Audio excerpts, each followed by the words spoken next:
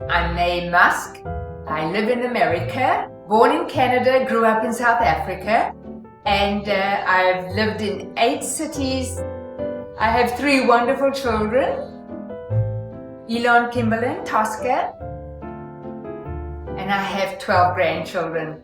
So, but yet I'm the busiest grandmother. I travel the world giving talks and doing modeling jobs, and I'm very happy that at 72, I'm actually at my busiest. I think I need more adventure in my life.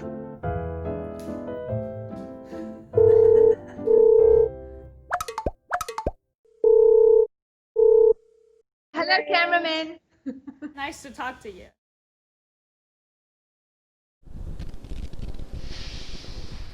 Ignition. I'm sure everybody, it is the most magnificent, wonderful, exciting time. We went with Elon, and then we were in the fire control room, and we could see all the engineers with a big window, but it was just family. We were there first of all on Wednesday for the launch, and then the weather, some lightning came along. So then it was like an anticlimax. But then we had a week together, which was so nice because we are always so busy on Saturday. And then we all go again and get all anxious and excited again. And then it was just the most wonderful launch to see. I was born in Canada in a small town called Regina. And then my parents in 1950 moved to South Africa. No internet, they wanted to explore Africa. So then they arrived with 4 children. We went looking for the Kalahari Desert every July, and that's very adventurous. Then I was in Johannesburg and my business was doing very well, and I thought at long last I'm earning enough, I'll be able to send my children to university. But then my children decided to move to Canada, and then Elon was gone. He just wanted to pursue more of the world. Gave him all the names and addresses of my family members. It was too expensive to use a phone. So you had to send a letter. But he got there in 3 weeks and the mail took 6 weeks. I went to go and explore with him which university I can go to do a PhD, and then also which model agents will take me on. When I came back, Tosca had sold my home, and she was 15 years old. She'd sold my home, my car, and my furniture. We said we wanted to leave in 2 years, and she didn't see why we should wait 2 years.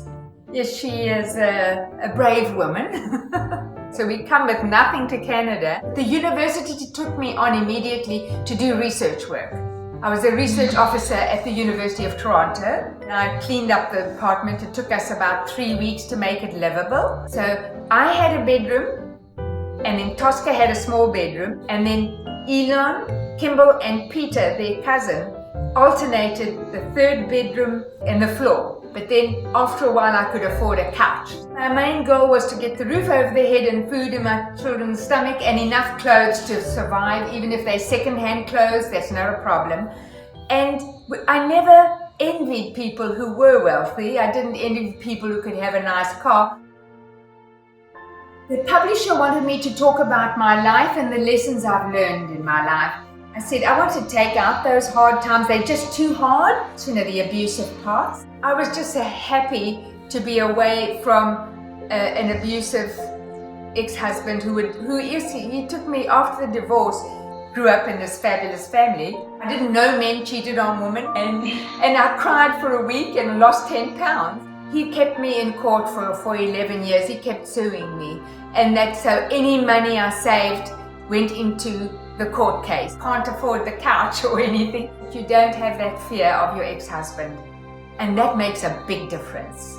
Just to warn any women who are getting divorced or thinking about it, if you don't live in fear, you're not being treated badly, then it's still worth it. Schooling, the children, they could come to the university where I was working, and they could, I think, come for free or very little in Toronto if they studied law or medicine. Kimball wanted to study business. He ended up doing chef. Oscar wanted to study film. I didn't care. I didn't follow what my parents did. They let me do what I wanted to do. They need to do what they want to do. They had to get their own scholarships, they had to get their own loans, and be responsible for themselves. And then I moved to San Francisco, and I got a 1-bedroom apartment there. But I still didn't earn enough to eat out, and my 2 sons were there, and Tosca too. But they were working too hard. They worked 24 hours or slept very little. And it was only really when they sold Zip2, their first company. It is nice to be able to go out to dinner. I still order mainly healthy food just to keep my weight down, but I can order anything if I want it.